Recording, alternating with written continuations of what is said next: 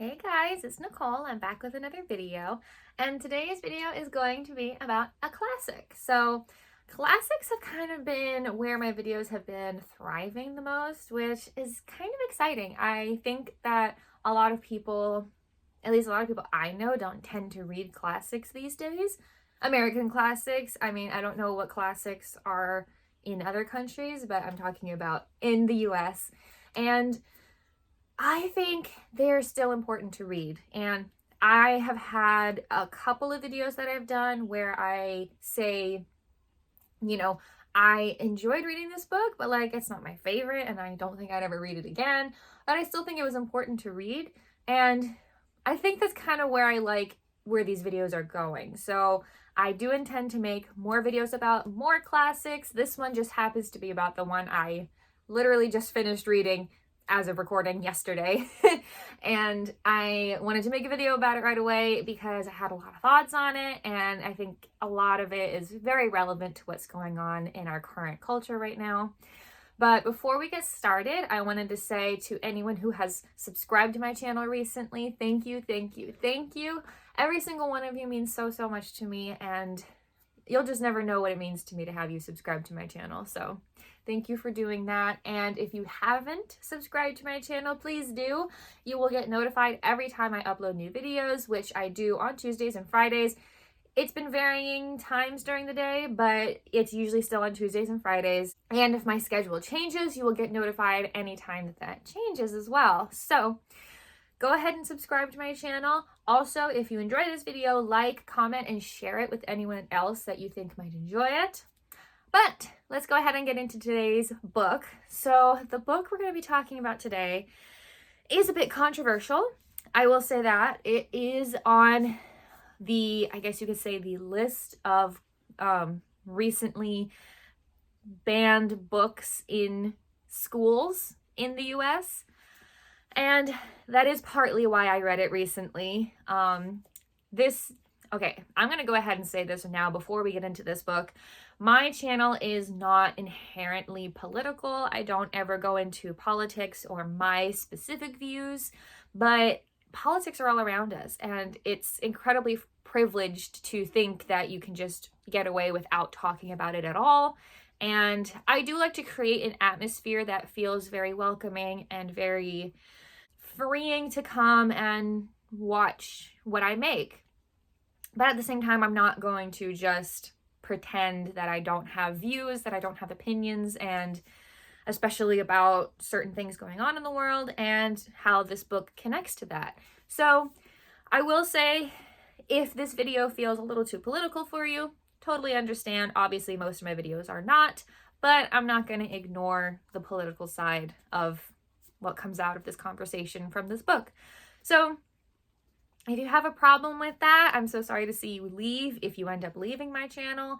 I don't ever intend to denigrate or say bad things about people who have different views than me, but I do intend to be honest and upfront about what I think. So that being said, today's video is going to be about George Orwell's 1984.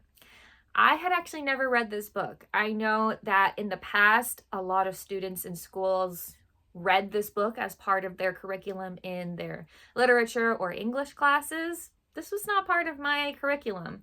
I grew up in Florida in the US, and at the time I grew up, the education system was kind of coming down at that point too anyways. We did read Fahrenheit 451 when I was in high school, so there was that, so at least we read that one. But this one and the other book that George Orwell wrote called Animal Farm, we did not read, but it is obviously so well referenced in just all kinds of culture in the US, pop culture, just general culture, academics. And so for a long time, I was like, I want to read this book, and I finally picked it up, and it kind of just happened to coincide with when the books started getting banned in schools. So I was very interested in reading it. I knew generally what it was about because, like I said, it's so heavily referenced that you you hear of Big Brother, you hear of just how it's always watching you. Like, look at the cover. Like, this is actually the 75th anniversary edition of the book. So I don't know what the original cover is, but this one is a giant eye. There's no face, just an eye. Look, there's not even any eyelashes. It's literally just an eyeball looking straight out. And then the whole cover is a very, very bright red with the title and the author's name being in like a written font that's like white. So it's a very striking cover. I don't know what the original cover is like, but I do like this cover, especially after having read the book. And yeah, I'm kind of curious. I might go look up what the original cover looked like, but this is the 75th anniversary edition. I'm going to go ahead and read the back of the book. I don't know where most of my viewers stand on what their general knowledge is of popular books. So I'm just going to go ahead and read the back. At the top of the cover on the back, it says, "The party," and party is capitalized. "The party told you to reject the evidence of your eyes and ears. It was their final, most essential command." And then below that it goes into, "Winston Smith toes the party line, rewriting history to satisfy the demands of the Ministry of Truth. With each lie he writes, Winston grows to hate the party that seeks power for its own sake and persecutes those who dare to commit thought crimes. But as he starts to think for himself, Winston can't escape the fact that Big Brother is always watching. A startling and haunting novel, 1984, creates an imaginary world that is completely convincing from start to finish.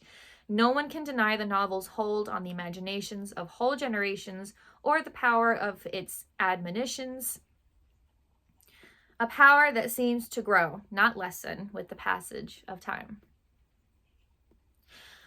This specific edition also includes, there's a new introduction plus an extra afterword with the book. I read both of those. I didn't get to read the original afterword. It was just something I just didn't have time to do, but I wanted to make this video, especially just how it lined up with my filming schedule. But yeah, it's kind of essentially what the book is about. If in case you've never heard of it, I have no idea. I don't like to assume what people know and don't know. For me, before I read this book, I obviously did read the back, and there was, to me, connections between what you can read on the back and what is currently happening in the political climate in our country, in the US. I don't normally publicly talk, at least speak, make videos about my political views or have any say. I do things on my own and try my best to get word out about certain topics, and that's kind of where I usually stop there. I don't usually do this. I have to admit, it is because I do kind of fear people's reactions to what I have to say. You know, I think that there's a lot of people that think that all of a sudden today politics is such a no-no topic. I think it's always been a no-no topic. It definitely used to be maybe a little bit less normalized violence. I mean, today there's a lot of political violence in the US, and you can deny that all you want, but it's there. And I don't know if that's exactly very new, because I just feel like politics has been and probably always will be a very touchy topic, because there's no such thing as being able to completely agree with humans. Like, I'm not going to completely agree with another person. That's just not how things work. Like, I'm going to have my opinions. I'm going to think what I think, and so is somebody else. And so this book actually kind of delves into that and how this particular government deals with that. And so it's definitely quite the horror novel, honestly. So I have to admit, possibly even before it feels like tensions got a little bit, tighter, in the US, starting after the 2016 election, I never really like publicly went out and stated my political views. It's just not something that I was raised to do. You know, you do your thing and you advocate for what you want to advocate, but you don't necessarily need to go out there and shove it in people's faces what you think. And I think that there's good and bad to that. I think that for the most part, I've been doing it because I've been afraid to do it. But the truth is that when reading this book and when reading, honestly, so many works of literature, politics is going to come up because it's part of everyday life. And I'm not talking about what should only be political and should only be able to be debated, like where you think your taxes should go, where we're going to get the funding to build a new school somewhere. Like, that feels like politics, and that feels like what politics should be. But because of the way humans are, that we're imperfect, and so it's not that simple. There's a lot of things that have to do with human rights, civil rights that come up in politics that really shouldn't be politics. People deserve to live. People deserve to have the right to freedom. I mean, it's literally in the US Constitution. It's to me, that stuff shouldn't be political. It should just be human rights. But there's a lot of people that would disagree with me. And those topics come up in works of literature because it's part of everyday life. It's part of generations of life. The politics that we go through right now and the differences of opinion that we experience amongst each other now still happened. They happened with past generations. They just happened differently. I mean, maybe like, you could say that the violence that you would possibly have politically wasn't so normalized. Or maybe you could say that people were able to have conversations about their views without yelling at each other and then getting mad and then storming out and then never talking to each other again. Like, you may say that that might have been how things used to be. I don't know. I didn't live in the past. I live right now. And what I can say is you can't always talk about books and avoid politics at the same time. Those two, you just can't do both, because works of art, literature, anything that you would consider the arts and not the sciences, but the arts, is going to involve politics because it's part of everyday life and it's a part of how people get messages out there. It's part of how people teach people to build empathy and how they teach others just how to see other people as human beings, regardless of what their background is. And so you can't avoid politics when you're talking about books. And I kind of have for this entire channel, and I've actually had this channel for about a year now, which is wild, but you can't avoid it forever because it's in books, it's in literature. So it's coming up in this video, and it really does come up a lot in this book. This is definitely what you could consider political literature. It's basically a warning. It's like, here's what happens when a government has too much control, when people learn to turn against each other and just, only obey what one person, entity, organization says without critical thinking, without any kind of recognition of what you're actually hearing or seeing. Literally, like it says at the very top of this blurb, the party told you to reject the evidence of your eyes and ears. It was their final, most essential command. And this book builds a world around a warning, what it would be like if that happened. And honestly, it does turn out to be a little bit of a horror novel of the dangers of one entity basically having total power over everything. Especially because you even hear, like it even says on the back of the book, persecutes those who dare to commit thought crimes. And what that means is exactly what it says. People in this book, it's not like they have this ability to read minds. It's just they're being watched so heavily with the advancements in technology and just the overall growing ability to be able to have eyes on everybody at all times, that you can see their changes in their behavior, you can see their expressions on their faces during certain activities or events, and you can see whether they truly believe in the interest of the party or if they're against the party. And so there is such a thing as thought crimes. We can see that you don't believe in the party, so we're going to persecute you for that. And that's what this book does. It creates a world that kind of gives you a little glimpse, like a warning into what that could look like. And it really is scary.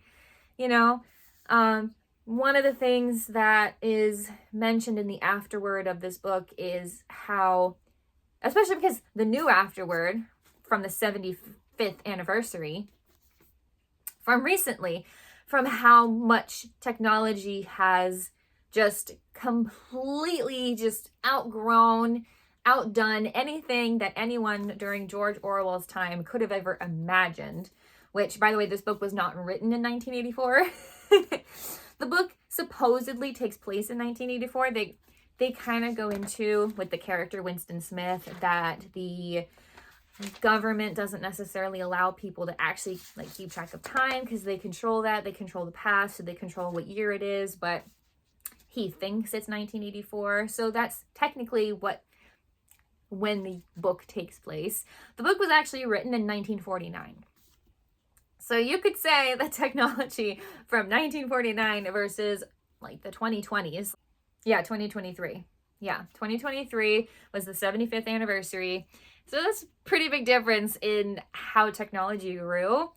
And it was an interesting point in the afterword, the new afterword from the 75th anniversary edition, that was actually written by Sandra Newman. She goes into how so many of us have been so willing to give up our privacy for conveniences that come with technology. And I think there's a little bit of a caveat there. I don't think that's 100% true. Like I know that most of us, like when we know or hear that we're being watched on our phones, like through our algorithms on social media, like we don't love that, but it's not because of convenience necessarily. I think that it's a little bit different than that. I think that you could say that it's actually just become a necessity to have certain forms of technology these days, because the world we live in is so different than the world that, and by the way, George Orwell is a pen name. That's not his actual name. His actual name was Eric Blair. So the world that he lived in is wildly different than the world we live in now. And technology used to be about conveniences when it first started really growing. But I think now it's so different that there are so many jobs and just so much communication and so much socializing that happens through and because of technology now, that it's not necessarily fair to say that people are trading privacy for convenience. I don't really think that's fair, but it's an interesting take in the afterword. That's the newer one from a couple of years ago. So it is a very important book to read. I'm going to put this out there.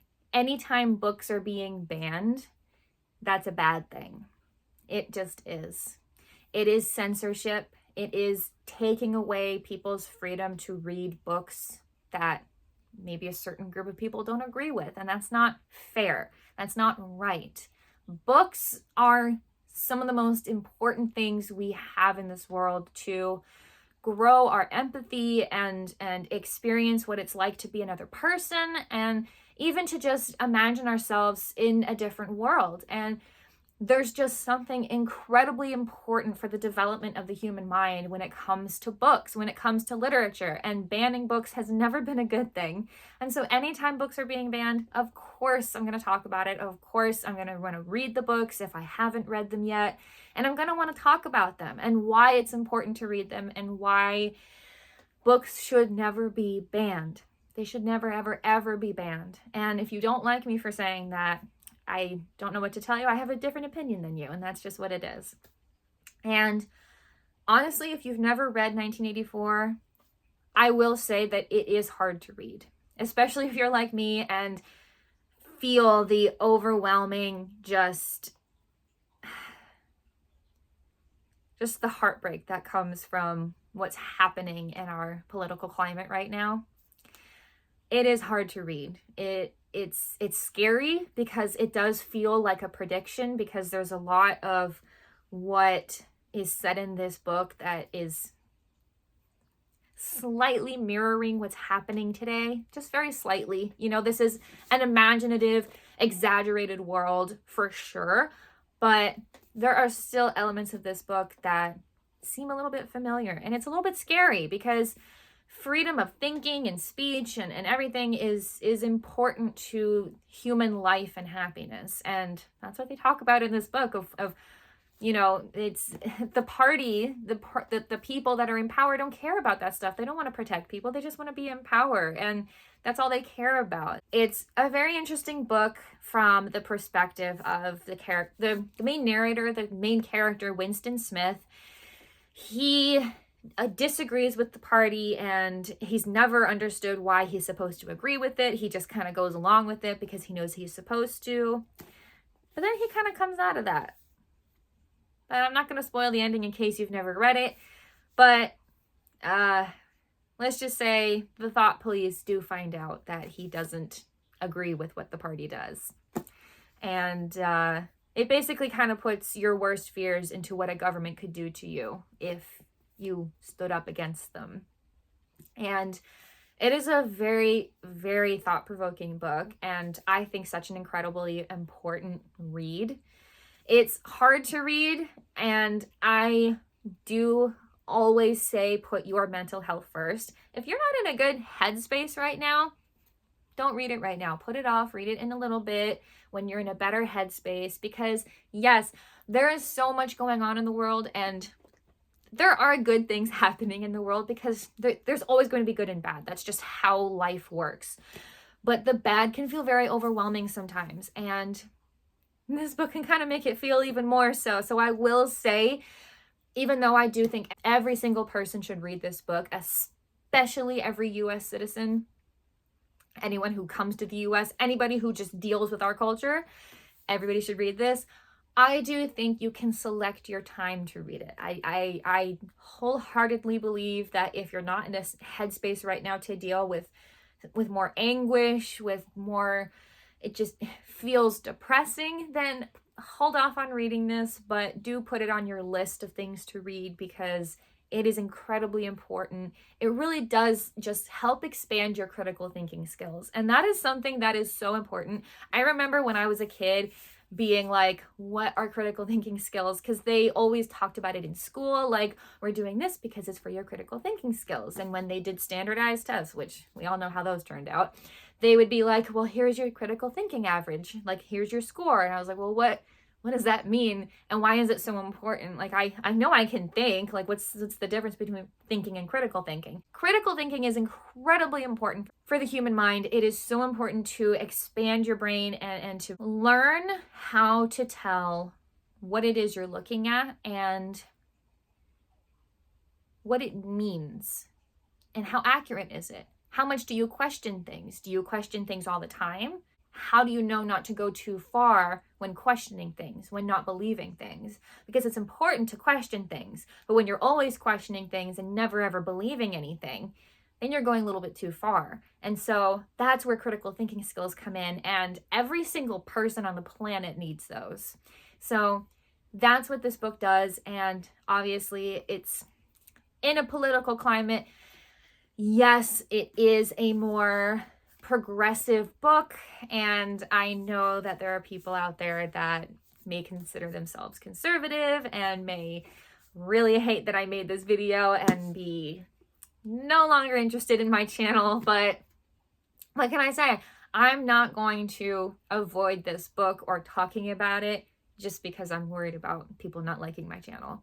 So it's a really good thing to read, but read it in your own time when you feel up to it, because again, if you're like me, it's a little bit depressing. But it's important to read. It's both. You can be both things at the same time. So I'm not gonna read the first page of the book, mostly because for those of you who have read the book, you know what it sounds like. But for those of you who haven't and may consider go reading the book, which I hope you do, I kind of want to leave that for you to see and hear for the first time. It's a very George Orwell, because we're going to refer to him as that because that was his pen name. That's what he chose to go by. George Orwell had a very, very interesting way in writing. And I think it's important to read it for the very first time as soon as you start reading the book. There's just something about the way he writes the characters and the way he describes the world that he's created. So I'm not going to do that, but that's really all I had to say on the book. I hope you all enjoyed this video. I hope that even if you don't agree with me and you think that this book is bad and that people shouldn't be reading it, what I will say is give it a chance. Why not? You know? Pick it up, look it up. It's such an old book, you'll probably be able to find a PDF of it online somewhere. Pick it up. Give it a read. Why not? I mean, you don't believe it'll change anything anyways or change your mind anyways, so why not? I think it's a good read. It really is. And George Orwell writes it very beautifully. So that's what I'll say about that. Thank you all so much for watching. I hope you enjoyed this video. I promise not all of my videos will be political.